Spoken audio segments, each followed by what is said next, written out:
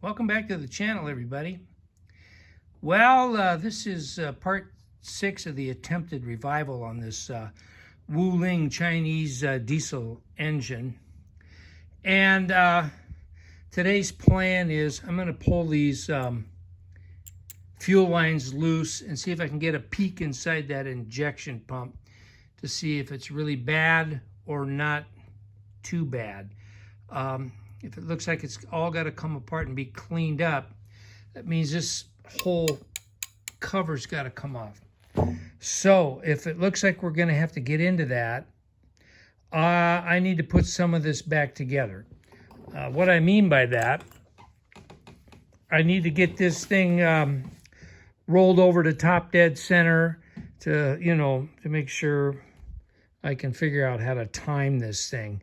And so I've been, took some sandpaper and did some cursory cleaning in the cylinder before I hone it, because I'm going to have to put the piston, rod, bearings back in and get the head back on this thing and in preps for having to possibly remove that injection pump and pull it apart. So I want to make sure I got it timed to top dead center before I get to that point.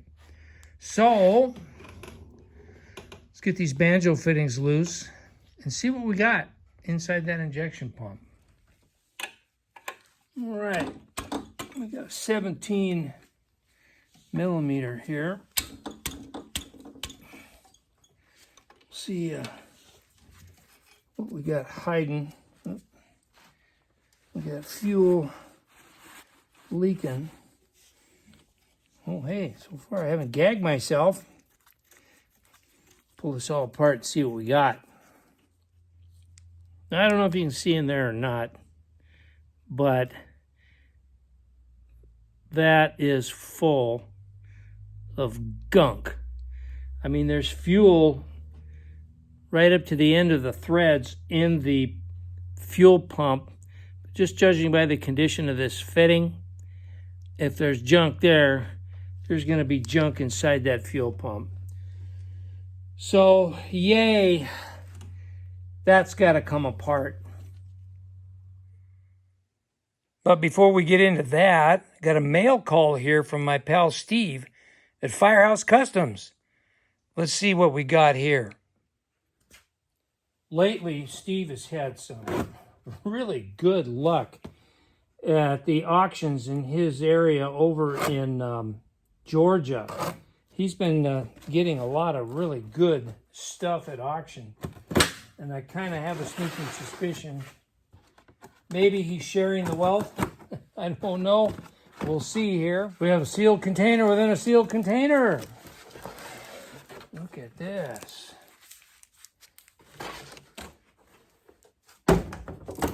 Well, oh, hey, look at this. Oh, Steve, brother, this is awesome. We've got a, what is that, 1 and 23 30-seconds, HS, drill bit, looks like a number 4 Morse taper. Yeah, 1 and 27 30-seconds. Steve, my man, you are one generous fella. I can't thank you enough. This is going to be perfect for the Camelback drill press. I gotta clean out these water jacket passages in the block that go all the way through to the water hopper.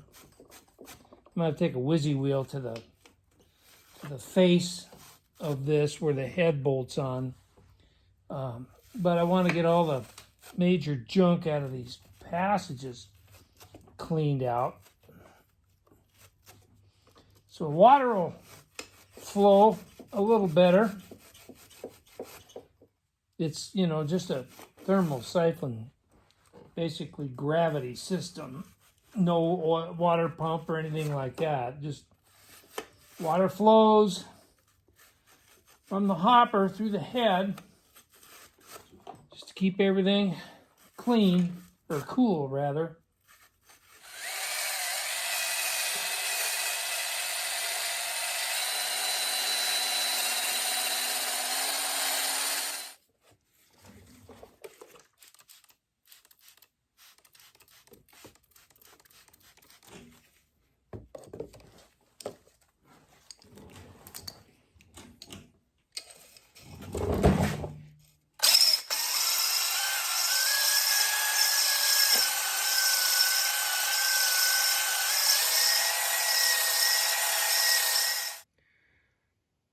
I'd say that's close enough for who it's for. Looks good to me. There's a little bit of staining on the bottom there, but I ran my fingernail over it. Nothing caught, so I'm saying good enough.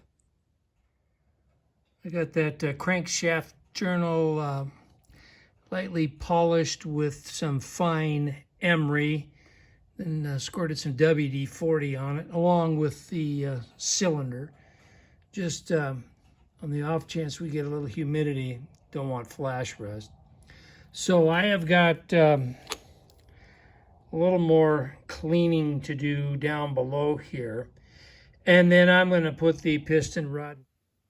Well, before I get too carried away with myself, I figured it'd be a good idea to clean out this water jacket hopper and get all the loose scale and stuff blown out of it, which I've pretty much got accomplished. There's still a couple of spots to touch up, but I wanted to get that all blasted out and vacuumed out before I got the piston and bearings in there, because all of that goes straight through to the head, and I'm going to clean that all up. And then I thought, well, I better get this done first. So check that off the list.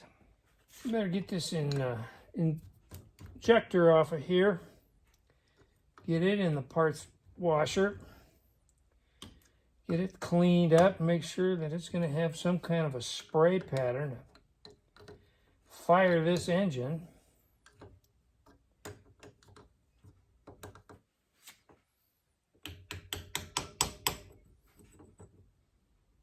Okay.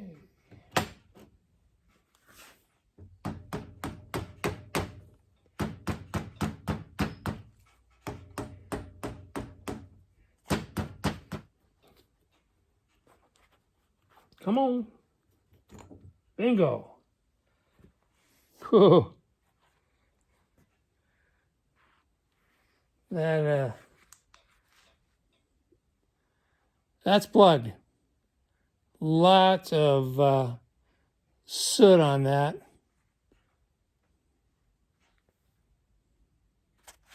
Very, very plugged up.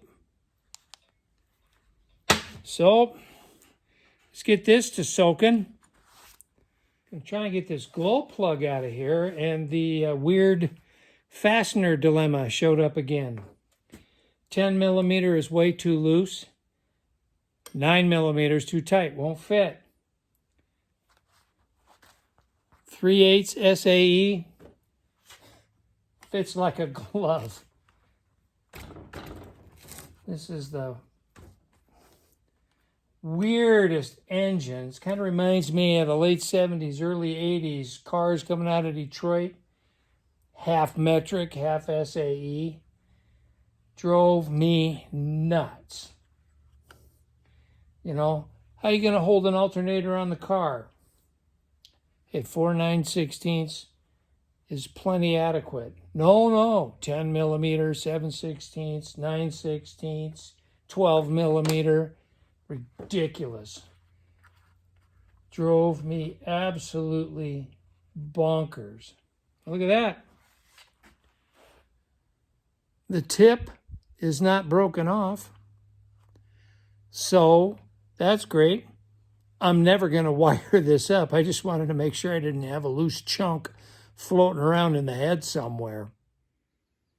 We need to go on eBay and invest in a real valve spring compressor, a heavy duty one. I used to have one years back, and I don't know what happened to it. It sprouted legs and walked away, I guess. So you can see my sketchy arrangement here getting ready to pull these valves out and clean up this head. Then I'll get this back together on the engine, the piston back in, blah, blah, blah, and then we'll tear into that fuel injection pump. This thing's got, a lot of people call those freeze plugs. They're actually casting plugs. When they pulled this thing out of the mold, that's part of the casting process there. So then they put those plugs in afterwards. Okay, enough about that. Man, did I get lucky. My two clamps I had on there were just not robust enough, so I went to the big welding clamp, and I was really cranking on that. That was having a hard time compressing. Then I discovered I was working against two valve springs, inner and outer. So I got it cranked down to where I thought was just far enough when the explosion happened. And this flew apart. And I found one keeper laying over here. The retainer was laying over here. I think it all ricocheted off the post vise. But I didn't know where the other keeper was.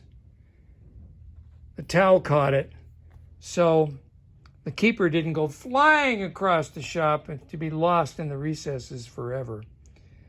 So even though the explosive method worked, I'm not doing that again. I'm going to go find me, I think one of my buddies might have a valve spring compressor I can borrow, because I can't risk launching parts all over the shop. But anyway, that's the exhaust valve. And although it's all crusty, the valve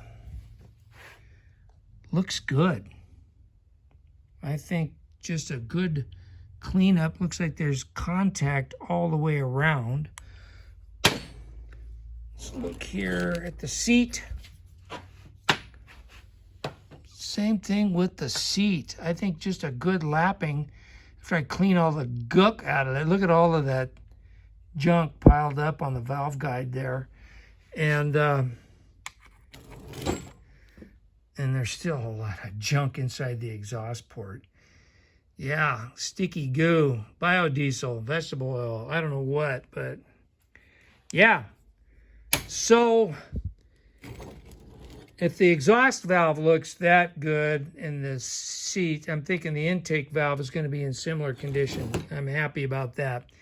I'll run a wire brush through these water jackets here and get this head cleaned up in general. So we're one step closer. I'm getting optimistic here. I'm thinking after everything I've discovered, the big question mark left is going to be that fuel injection pump. And I'm kind of thinking it's going to be similar to the oil pump, because when I pulled the line loose, there was fuel in the injection pump all the way up to the threads of the banjo fitting. So it hasn't been sitting there corroding. It's just had junk in it. So we'll see how it goes. Well, my old pal Jim came through. I got a beautiful Blue Point valve spring compressor here. And that's going to do the job just fine. I won't be sending flying parts to the far reaches of the shop with this. So let me get you set up in a tripod, and we'll see if we can get the intake valve out of this thing. Well, sorry for the anticlimactic event here. I gave this valve spring compressor just a little test squeeze on the handle, and the keepers fell right out. So let me get this valve out the rest of the way. Okay, I'm going to set these keepers over here. Let's see what's going on here. The retainer seems to be stuck on there. Let me get something to fix that. Get a glove on and get a better grip. There we go. Ring within a ring. Got the retainer out. Put that over here. It's valve's not stuck. It's a little rough in there, but it's got oil on it still, so that's a good thing. Well, same thing as the exhaust valve. We got a lot of junk and carbon on there. Looks like we got contact all the way around. No pitting or anything like that. And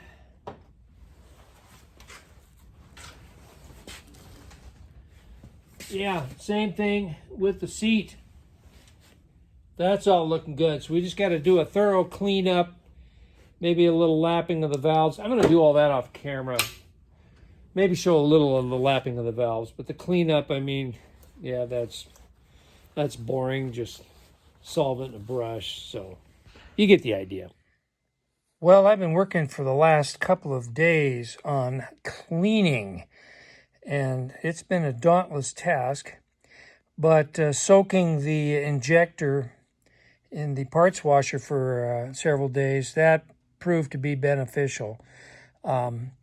It's all cleaned up. The needle was stuck in the nozzle, and that took me a day just to free that up. But it moves freely. It comes all the way out. And yeah, the valve's cleaned up beautifully. I mean, there is no pitting. It's smooth as glass on the seating surface. And the head also cleaned up really good. Although I literally had to take a chisel to the water jacket to break up some of those deposits. The same with the exhaust port. I had to literally chisel all that stuff out of there. I'm still probably going to run a round wire brush down in there, but I mean, it was completely halfway plugged. So, and it was all sticky, gooey, sooty. So I'm pretty sure it's biodiesel or vegetable oil. But I beat that drum enough. I'm not going to talk about that anymore. The seats on the valve seats are doggone near perfect. I am going to lap them, but just very lightly because this thing had sat so long. There's probably some microscopic imperfections there that I'm just going to lap out, and that'll take care of that.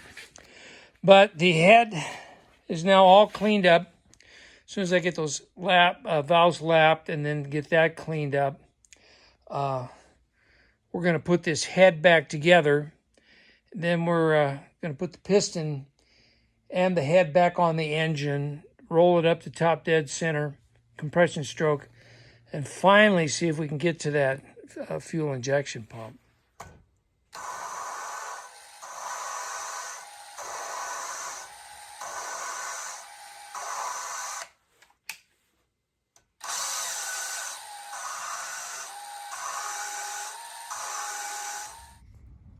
Now, these valves turned out great. 100% contact all the way around. No pitting or anything like that. And the seats look equally good. I'm really happy with that. So I'm going to go ahead and throw this head back together and clean up the head gasket and the exhaust and intake gaskets, and then I'll put the piston back in, and then we'll see if we can get this thing rolled up to top dead center, start pulling the stuff apart to get to that fuel injection pump. Well, this explains why the glow plug is SAE instead of metric. That's an AC 96 made in the USA. That's funny. I've been finding other English nomenclatures throughout this engine. Inside the crankcase cover, I mean, there's a lot of stuff written in English. Well, that got my curiosity up because I was also, the quality of the machining on this engine is just way too good for your normal Chinesium stuff that comes to the US and other countries. This thing is pretty precision, which really surprised me, considering Chinese quality control in general. Well, as I showed in previous videos, this engine was built in '92, and the label plate identifying that is in English and in Chinese. Then I got to thinking, when did England leave Hong Kong? Well, that was in '97. This engine was built in '92. So methinks the factory where this thing was built probably was run by the British at one time, and the workers there were trained in British quality control. And that would explain why, this engine is just too good to be normal Chinesium. That's my theory anyway. You guys chime in the comments. Let me know what your opinion is.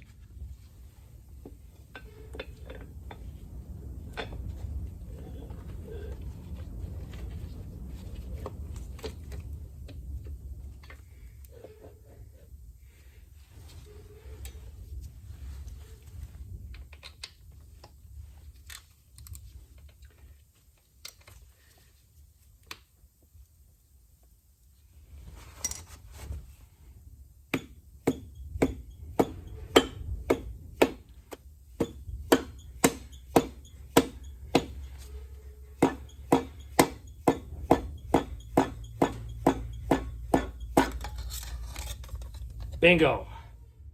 All right, let me get you up to speed. You saw me in the last clip reinstalling the piston. Well, I went ahead and got the head back on, the connecting rod and bearings all put back in, because you saw me remove all of that, so I didn't want to waste your time just repeating that in reverse. The head's torqued to 150 foot-pounds. That's what they measured when I took the head off. I do not know yet what the valve lash is supposed to be, but there is some movement there. I'm going to look online and see if there's a generic table I can find that might get me close. I did discover Ling is still in business, still making diesel engines, not like this. So I'm going to run the serial number off this engine and see if anything comes up. I'd like to get some specs, but maybe not. I've got, like I said, the rod is all back in and tightened to 35 foot-pounds. That's what they measured when I took them out. I've got some safety wire on the bolts there. That's not lock wired. That's just safety wire. Lock wire is a more specific process. Believe it or not, back in my shipyard days, I was lock wire qualified and used the tool and everything else, but there's a specific way that you wrap around the bolt heads and all of that, and that's such a tight space I couldn't get a lock wire tool in there even if I had one. So it's just safety wired. One thing is going to be a problem. Unfortunately, I didn't pay close enough attention to this. This oil line doesn't go to the head, it goes to the valve cover. So you got to have the valve cover on to attach this, which means when I roll this thing over, with the valve cover on and that attached, I won't be able to see if I'm getting any oil pressure. So I'm going to have to leave this like that and roll this thing over once I get the pan on and oil in it to see if I get oil, coming out.